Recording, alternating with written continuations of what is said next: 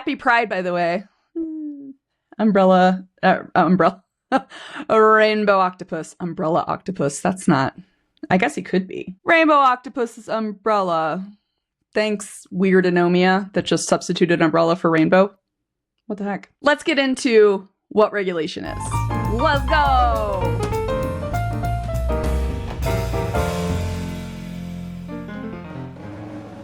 Hello and welcome to the Trauma-Informed SLP. I am Kim Neely. I am a late diagnosed, multiply neurodivergent. I'm also a trained speech language pathologist here in the United States, and I've had additional training on trauma-informed care, and it's really helped me to understand a lot of just humans and why we fight with each other and stuff. So I'm here on YouTube just trying to help unpack things for myself and maybe for other people, and just to promote more compassion and understanding and healing and all that stuff. So welcome.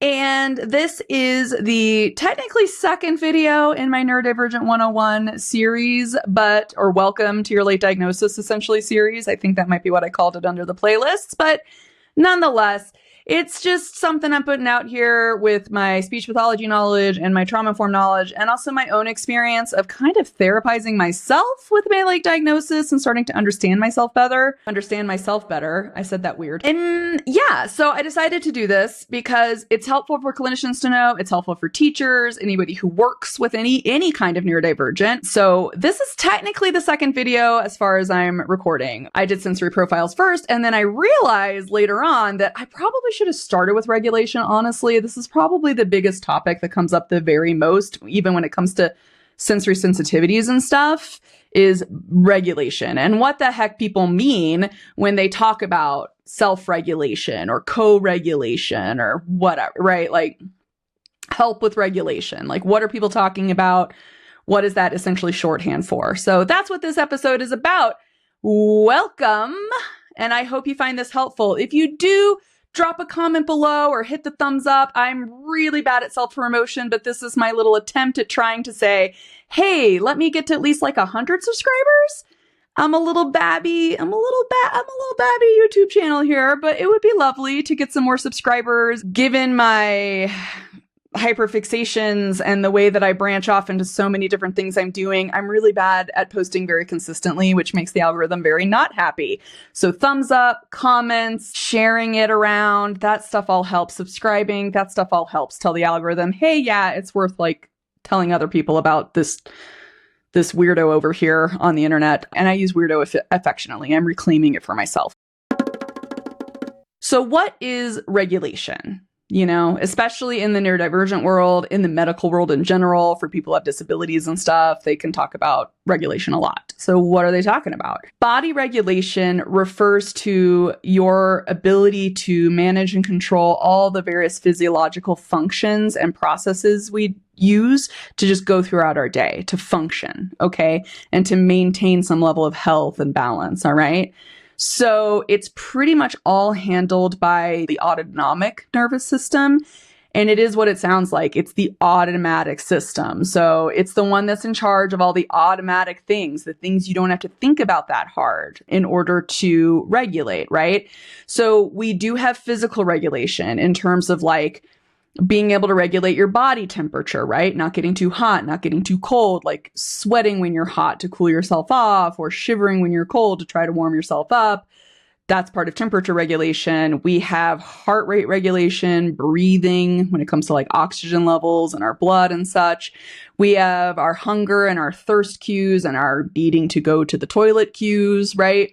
That's all part of regulation. And we have sleep-wake cycles. So that's physical regulation. And these things can definitely be impacted by neurodevelopmental differences, like neurodivergencies in the developmental sense, and also by things like traumatic brain injuries, okay? Especially in the acute stage. When I worked with acute brain injury patients, they were usually on medication to help their body regain regulation of things like blood pressure and stuff, right? So they could stand up. If they did have full mobility, they could stand up without fainting, for example. So it can be definitely something that's impacted by a variety of different neurological things and medical things. But I think the bigger piece of body regulation that most people are talking about online, on social media, when they talk about regulation or tips on regulation or co-regulation or how to self-regulate, most of the time they're talking about the emotional and nervous system regulation. So it's that emotional, that mind-body connection when it comes to our emotions and our stress and how we handle it.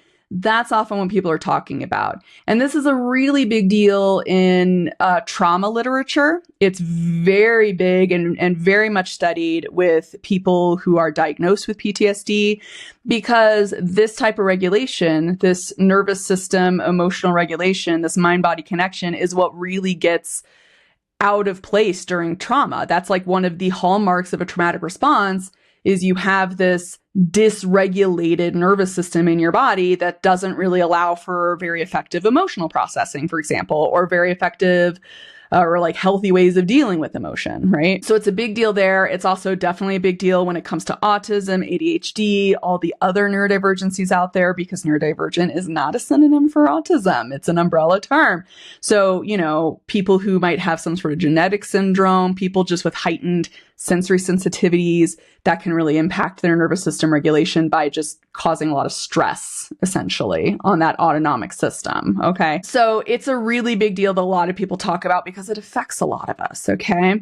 And quite frankly, there's a lot of neurodivergence, especially late diagnosed neurodivergence, who, when it comes to trauma literature stuff, whether or not you're diagnosed with some kind of PTSD, a lot of us have some level of trauma responses in our body just due to ignoring our actual needs, or maybe having our accommodations denied, or, you know, being kind of chronically shamed for being like lazy or whatever, right? We get these like societal messages that can really impact the way we see ourselves and our own self-value, but it also causes a lot of stress, because a lot of those things really make us feel very emotionally and psychologically unsafe, and perhaps even physically unsafe if people are denying us bodily autonomy.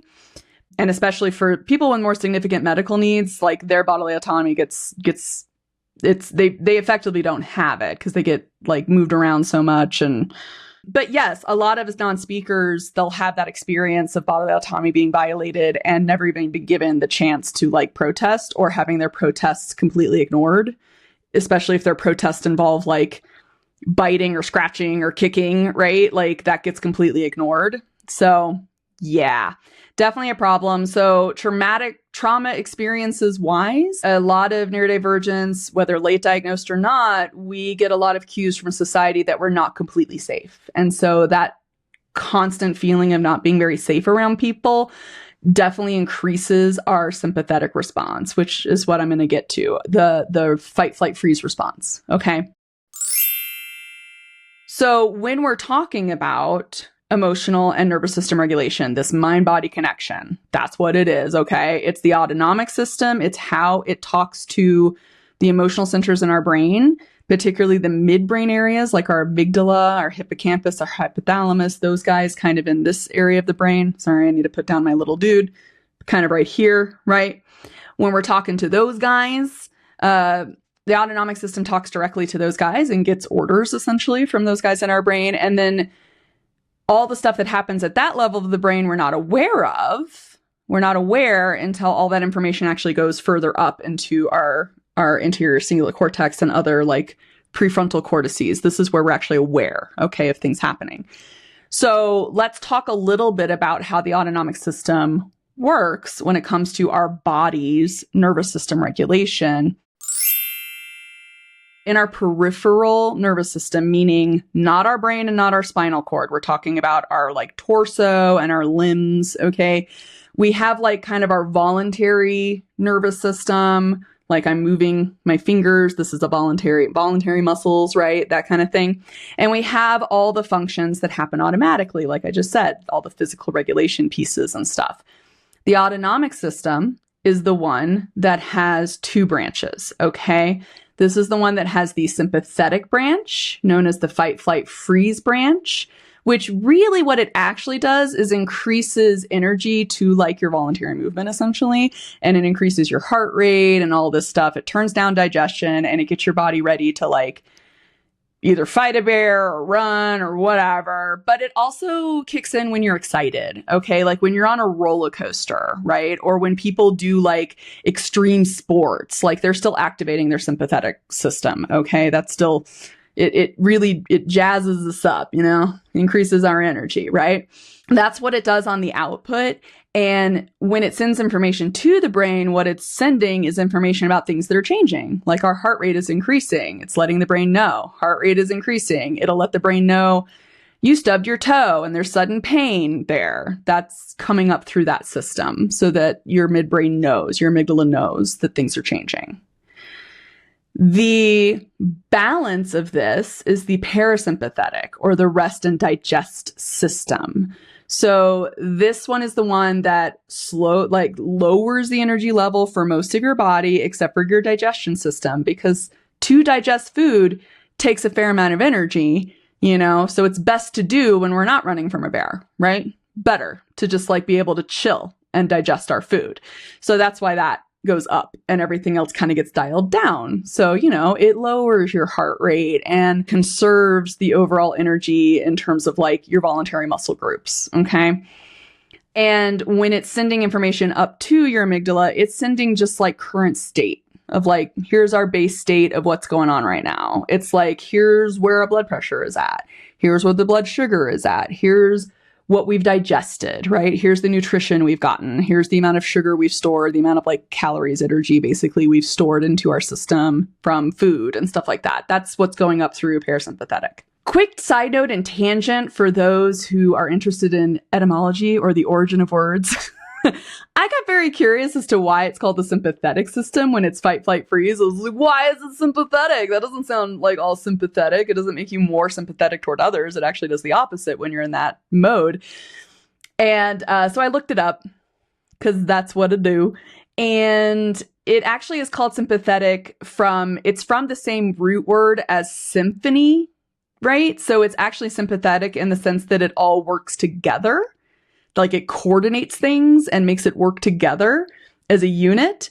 That's what the sympathetic means in this context. It's not like the emotional context of sympathy or compassion. It's not that. It's making all of these different physiological units work together in conjunction.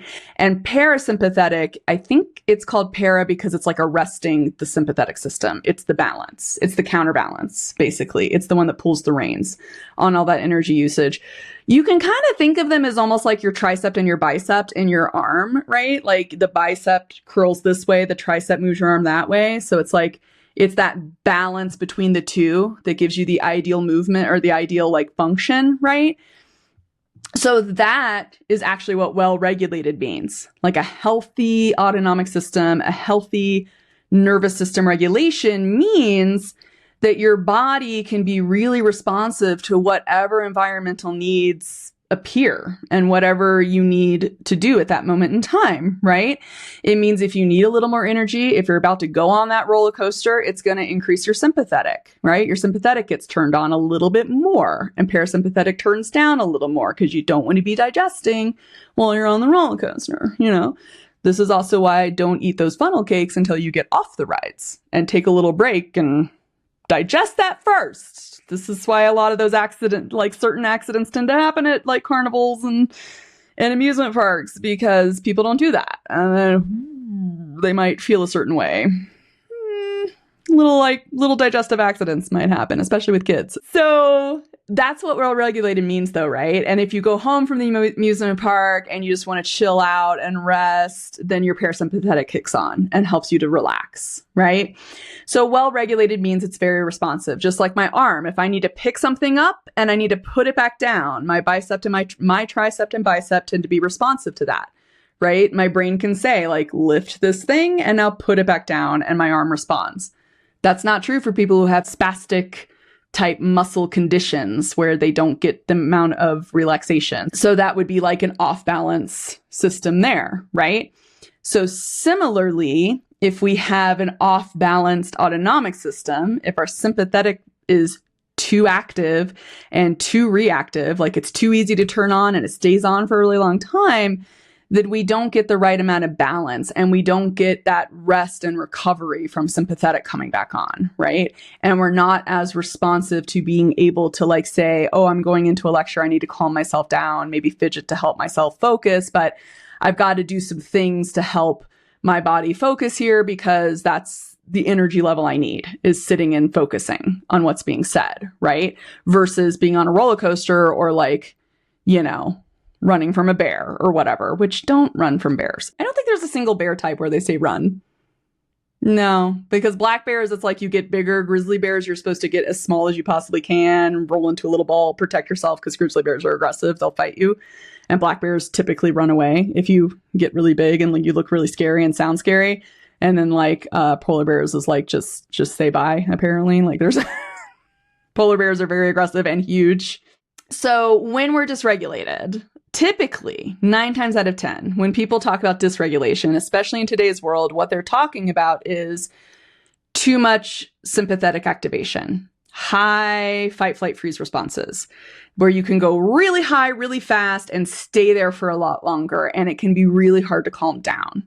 This is an issue for like people with developmental things like autism, ADHD, that stuff.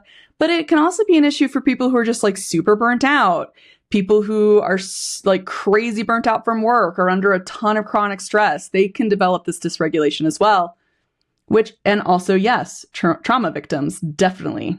There's actually a study by Quinones et al., which I checked, it's not Ñoñez, it's Quinones et al.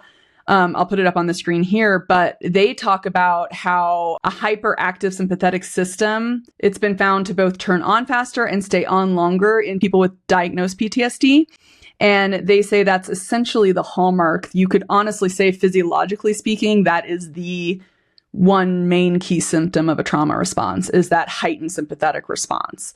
And it's hard to get it to calm back down. So what ends up happening basically is your sympathetic system can get so overreactive that the parasympathetic is actually a little sluggish to come back on. It doesn't have the right balance, right? It's almost like if I'm really good at contracting my bicep, but I can't get the tricep to react and the bicep to relax, then I can't release the object I'm carrying, right? It's just out of balance to the point where it's very hard to turn on the resting and the digesting. And this is where you get into things like when people have chronic digestive issues, when we talk about chronic stress and we talk about the effect of trauma and chronic stress on the body and how digestive issues can be a big hallmark of that. This is how we get into that, like it's carried in the body kind of idea, right? Because if you don't have enough parasympathetic system turning on, your digestion's not going to go as well. Because that one is in charge of ramping up your digestion and having it go really well.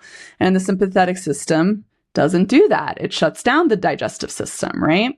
So in mental health circles, and I'll put up some images for this. In mental health circles, they talk about something called the window of tolerance. This is a really big visual model they use to talk about this nervous system and emotional regulation and how they relate to each other. So when you have that nice balance of parasympathetic and sympathetic activation throughout your day, your emotions that relate to those will ebb and flow, right? You can have some excitement and some increased sympathetic, and then you're going to have some relaxation and start to calm down a little bit more, right? That's that nice, healthy, the emotions come and go. Like that's what emotions should do. Emotions should be like waves on the water. They're not like the current. They're like the waves, right? They're the surface, right? What's happening there. And the regulation is more like the actual current, like the ocean currents or the current in the river, right? Regulation is more what's going on over a longer period of time. Does that make sense? And when people are dysregulated, it's called a narrowing of the window of tolerance, meaning you become more intolerant to shifts in your emotional state because it shifts your autonomic state. And what it typically does when you're dysregulated, typically for most people, when we're talking about it, especially out on social media, it's shifting into sympathetic. And that's why it's a little like your reactions are bigger. Your emotions can be really big, right? You might suddenly go into like really angry or really frustrated, or you might feel really anxious or really panicky, right? You might not be able to sleep. Your thoughts might be racing. You might have pain. You might have like headaches and stuff that develop from that, or stomach pain, right? And then The thing about high sympathetic activation is you do have a finite amount of energy that can be given to the sympathetic system, okay? Our body has ways of pushing us through, like it can increase cortisol and keep us in that state for longer than it wants to. Hence, chronic stress and cortisol release is like not great on our health, okay? Cortisol is a fine hormone if it's in smaller doses, but if it's sustained, it's tough. But it helps us to sustain our sympathetic response, right? And when we say we need to do that, like if we're chronically stressed at work and we're pushing through this really stressful, like high exhaustion, high burnout time, yeah, our body will keep us in sympathetic response longer than it should, right? But if we stay there long enough, or if we're having a traumatic response to a single event or something like a PTSD type response, what we end up with is now we've stayed in sympathetic response for so long that our parasympathetic can't really kick back in and relax us. So a lot of times when people are stuck in this dysregulated state, they do experience these energy crashes, right? They get really they might feel kind of emotionally numb. They might feel kind of depressed. They might get kind of shut down or withdrawn, maybe feel kind of empty, right? Like they just feel like just completely burnt, right? Like the candle is just burnt out, right? You burned it at both ends and now you don't have a candle anymore. And if somebody is chronically dysregulated, that crash is likely due to just depleting your energy stores. Like energy in our body, our physiological energy, it's molecular, it's cellular, molecular, it's microscopic, but it is still, they are still physical things. They're still physical molecules our body is using as energy. And so at some point, that's going to burn out. Okay. At some point, your body has to replenish those stores. It has to, produce more of those molecules and stuff, right? So our body has to force us to rest at some point. So sometimes it's not even necessarily parasympathetic that's kicking back in the rest. It literally is just like, well, we're burnt out now. We have nothing left to give. We're going to crash. Find a place to crash because that's what we got to do now, right? So just so you know, you could have that still kind of sympathetic dominant, but it's hypoarousal, meaning you can't drum up any more energy because you're just out. The tank is empty. You got to wait for it to refill. So that is what kind of that chronic dysregulation can feel like. It's that constant up, down. And it can feel like emotions don't subside. It feels like emotions don't come and go. It feels like emotions are more chronic states of being until you crash from that emotion. That's also kind of a sign of emotional dysregulation, okay? I'm hoping I'm not wiggling things, but I just tapped I have a lamp off to the side and I just tapped it with my hand by doing this gesture while I'm talking. And that chronic stress piece of dysregulation, like I said, it could be related to too much cortisol in your body. And it can be the impact of a lot of different things for us when it comes to chronic stress in our environment. It can be the impact of, going outside in the city is too noisy. The world is too bright. Those restaurants are too loud. Those colors are obnoxious. The blinking lights at Christmas are too much, right?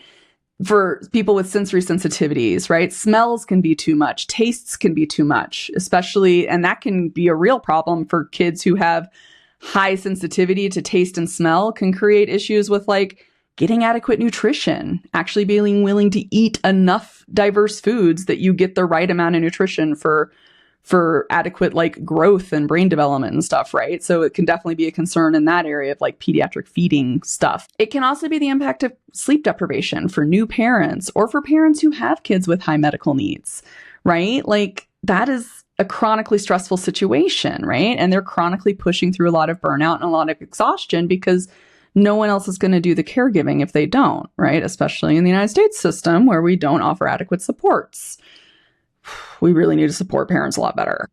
And also, like I said, particularly to late diagnosed neurodivergence, it can be that cumulative effect of, microaggressions and sort of that systemic internalized ableism, things around being lazy or not being capable of doing basic things or being incompetent or just, not having enough willpower or whatever these messages we get, we can internalize the sense of shame and our amygdala is not going to feel super safe in that kind of environment and with those kind of messages. And it can definitely lead more to this dysregulated, I'm hypervigilant against, being unsafe here, and you learn to mask, you do all that sort of stuff, right? So that, I think, is why dysregulation becomes a really big topic amongst the neurodivergent community, but also amongst like mental health circles and people with mental illnesses and, people under a lot of chronic stress and things like that. It's a big topic these days because it is something we tend to struggle with. And especially in the United States and the broader United States, like middle class, suburban type, more centralized culture that exists in this country, we are not taught anything to help us regulate. We are not taught traditions to help us really do that. We get told about self-care later on as adults. And then we're told that self-care only looks like one certain thing, right? Instead of it being like a way to get your rest and digest more active, right? Which is really what it should be, So I think that's why a lot of dysregulation is happening. And I think, honestly, also coming off of COVID shutdown, I think a lot of people had a lot of issues with regulating during COVID shutdown, especially if socializing was their main way of keeping themselves a little more balanced and healthy and regulated. And then they lost access to that. It's big issues there, right? So I think personally, my personal opinion, we live in a highly dysregulated world. A lot of people are walking around very dysregulated and having a lot of mental health struggles in relation to that and looking for the cause of why they feel the way they feel instead of necessarily seeking the guidance and the help they might need from, say, a trained mental health professional, for example, right? Okay. I also want to note just a little pet peeve that honestly I'm trying to train myself out of, which is a lot of times these days, especially on social media, a lot of people use dysregulated as a synonym for emotionally upset. And those two things are not the same, okay? Dysregulated people do tend to have really big emotional reactions, right? And like I said, those reactions can last a lot longer. They can hang on for a really long time because of the dominance of that fight, flight, freeze system, right? But it doesn't mean the same thing as if you can be a well-regulated person and still experience emotional upset, okay? You could have the appropriate balance of the emotions can come and go, but you can still feel what I like to call uncomfortable emotions, because to me, they're physically uncomfortable. Things like anger and sadness and fear and disgust, those kind of emotions and emotions related to those emotions, right? They are very important aspects of our experience. They're important parts of our brain telling us about potential dangers or perhaps misplaced trust, somebody violated a boundary, whatever it may be. It's telling us messages, and it's important to honor those. Those aren't bad emotions. They're not negative. That's why I don't like saying they're negative. I like saying they're uncomfortable, right? It's uncomfortable to feel them. I don't like feeling them, and I want them to pass as quickly as possible. But it's important to process those if you are able to process them and let them wane. If you're too dysregulated, it might be hard. Prior to getting treatment for my anxiety, and quite frankly, getting medication to help with anxiety and depression, I don't think I would have been able to really process things like anger and sadness and fear easily. I needed help doing that. I needed professional guidance, and I needed medication actually ultimately to really help me learn how to process those kind of emotions. And I still struggle with it because they are very dysregulating to me, because sensory-wise, I hate the experience of those emotions. It's something I've recently learned about myself, is that I will avoid feeling those emotions for too long because they're uncomfortable and because it's a sensory overload for me. If I'm really feeling very angry for too long, it's if I go too deep into that anger, I'm sensory overload with that. And so I have to learn how to process in small pieces instead of letting it go so long that it becomes more of a straight up overload. It's one thing I'm currently working on. But yeah, I think oftentimes, colloquially speaking, especially on social media, when people talk about trauma and when they talk about their own experiences and stuff, they're conflating dysregulated with emotional upset and feeling angry, especially, particularly angry. But if you're just feeling angry or you're just feeling fearful, right? Those things can emotions that you still feel even if you're actually regulated and balanced. And I think it's something good to know about if you are in the process of healing and you're starting to heal from your dysregulation and you're starting to feel yeah, I could actually, process some emotions and let them come and go.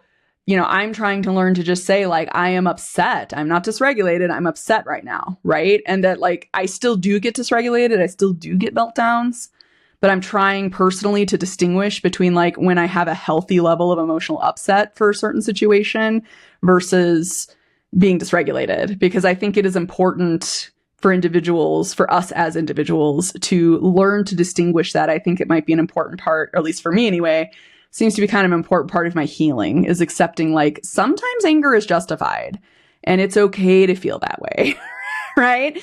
Like if I feel like somebody is being really sexist or really ableist toward me, right? If they're being willfully mean toward me due to something they've judged about me, like that can make me angry or it can make me really sad. And like that's justified. That's a justified reaction to something like that. You know what I mean?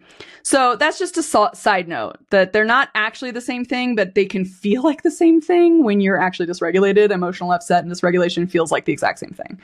But that's not necessarily the case. Dysregulation just means the energy level that emotion is bringing up in you is not necessarily what is really demanded in that particular situation, right? You might have a higher reaction than the situation actually needs, right?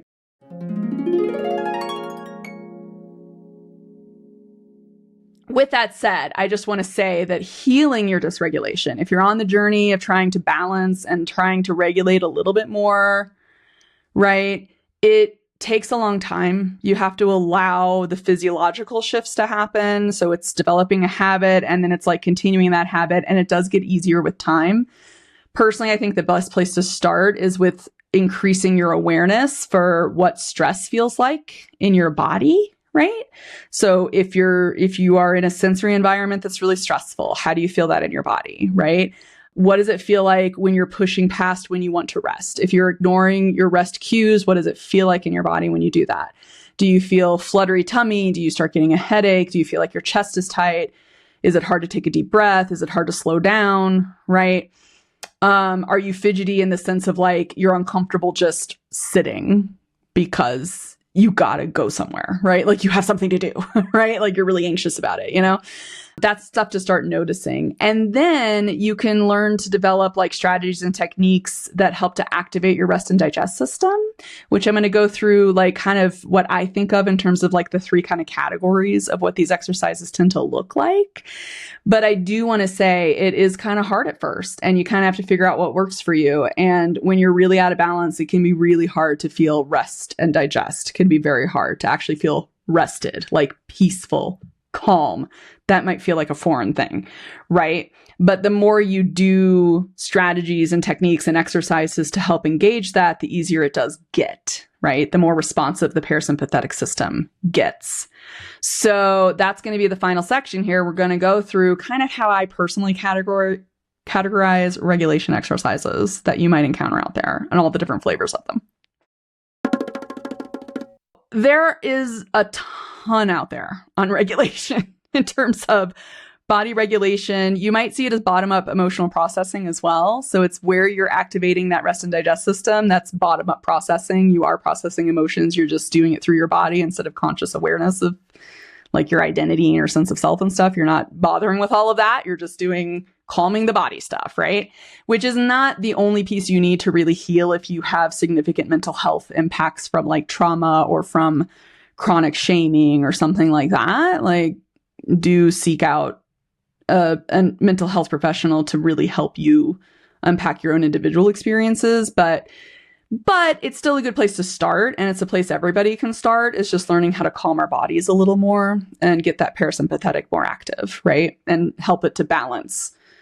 If you feel like your fight-flight system is a little too hyper, all too easy to get engaged, you got to try to help balance it by getting the parasympathetic a little stronger, right?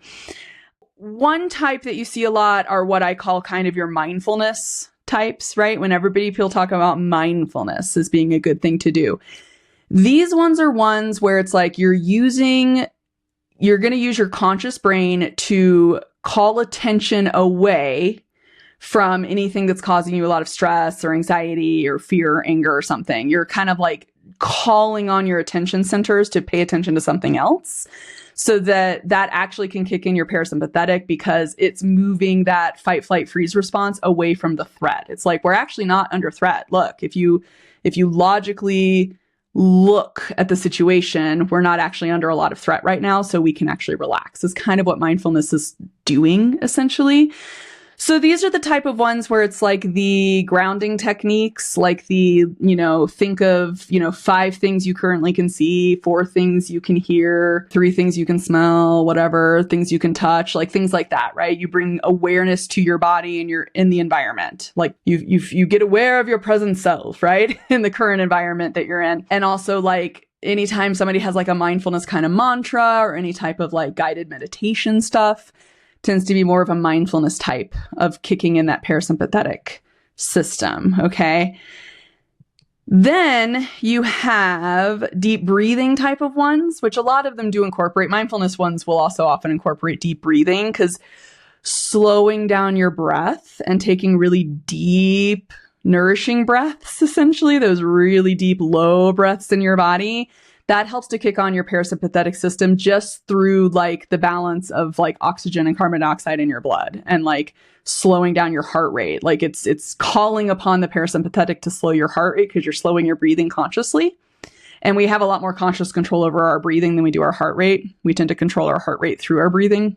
So that's how that works. You're like consciously controlling your breathing, and then that kicks in the parasympathetic to go, oh yeah, we could slow down our heart rate because we're getting a lot of oxygen in with these big breaths. It can help slow it down. So this is the one where you could just be taking slow, deep breaths. There's ones where you're breathing in on a count, breathe in on 4, hold it for 4, release for 4. Like that's a deep breathing plus mindfulness because it's also bringing your awareness a little deeper into the counting. A lot of deep breathing ones also add in those sensory components. So things like tapping, right? There's a popular one there that brings in that like extra mindfulness towards your body. Like you're becoming more aware of a sensation in your body by doing the tapping.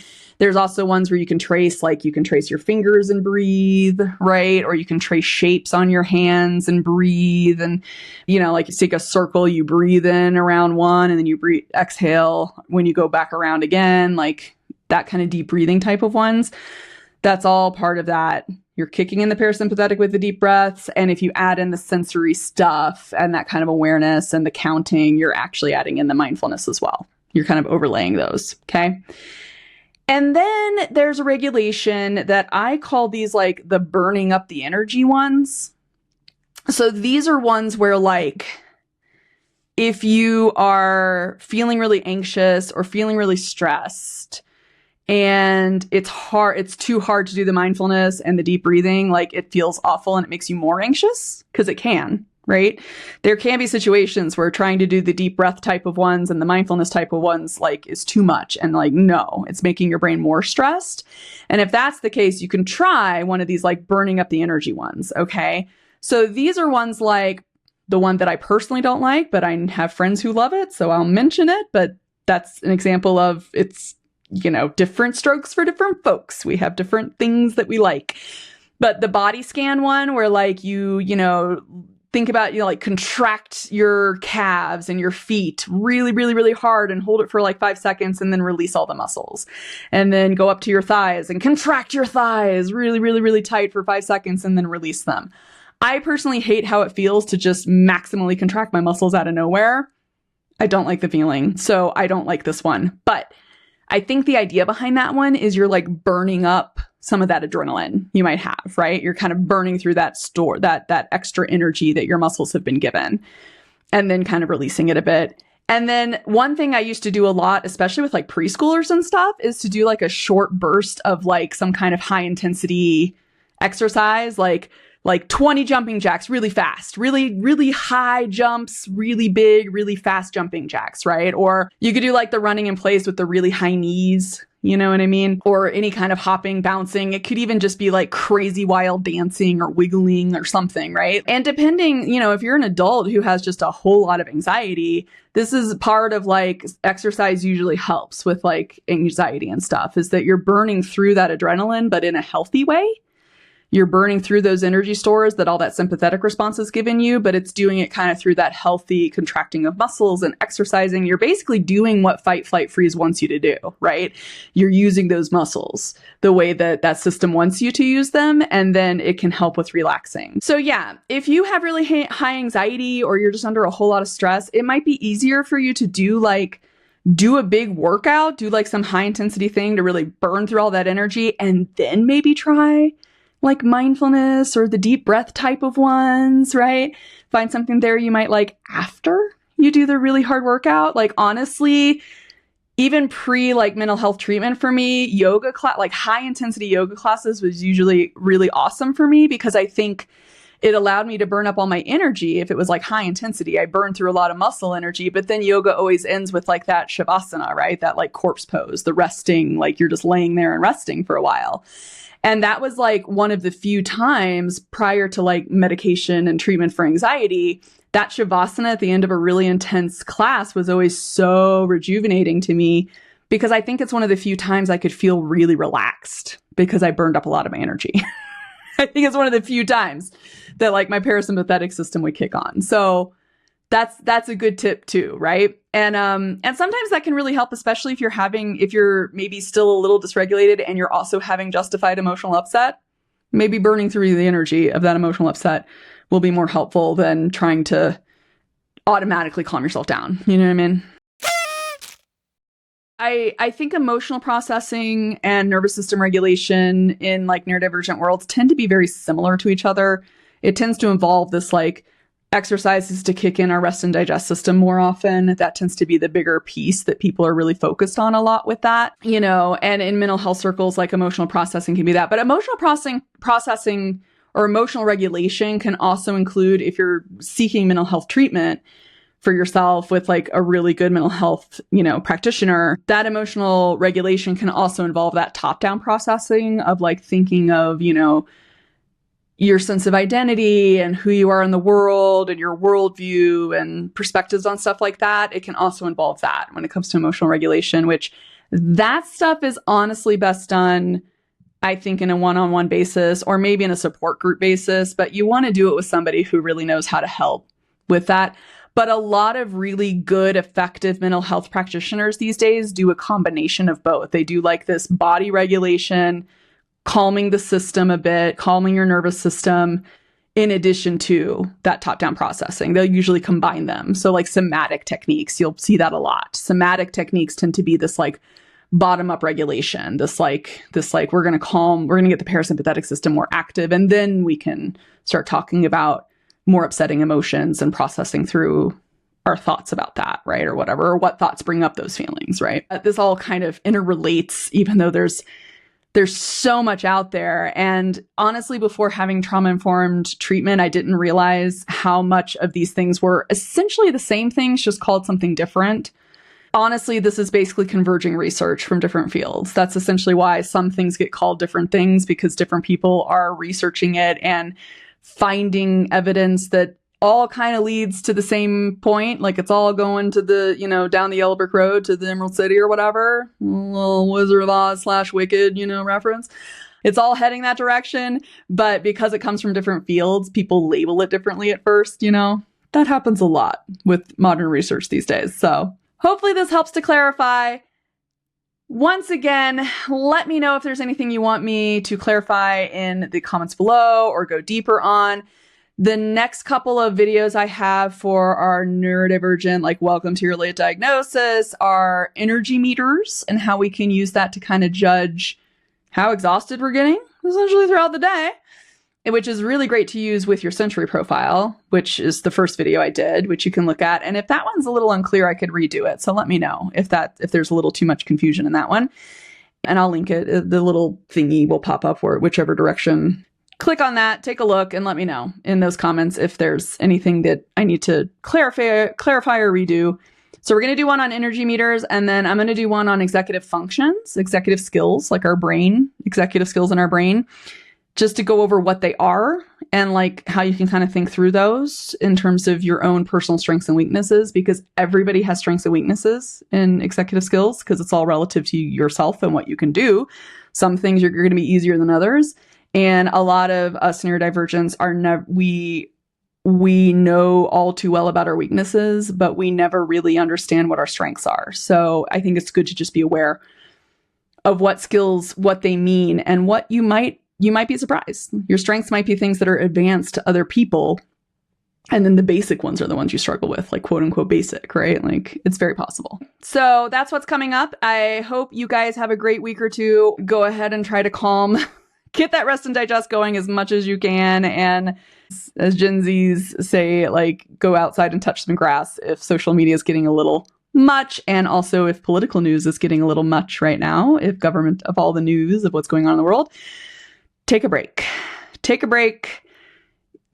Get more connected to your rest and digest system and just like, you know, we're all just individuals. And so we only have so much ability and so much capacity to deal with so many things at once. And with all that said, I like to sign off by using reclaiming weirdo and saying that I think if we all just use our weird powers for good as a way to connect with each other and have a little more compassion for each other, that would be a real improvement to like the world. So in that spirit of building community and being compassionate with each other and with ourselves, I wish for you all to keep it weird. And until next time, guys. Bye.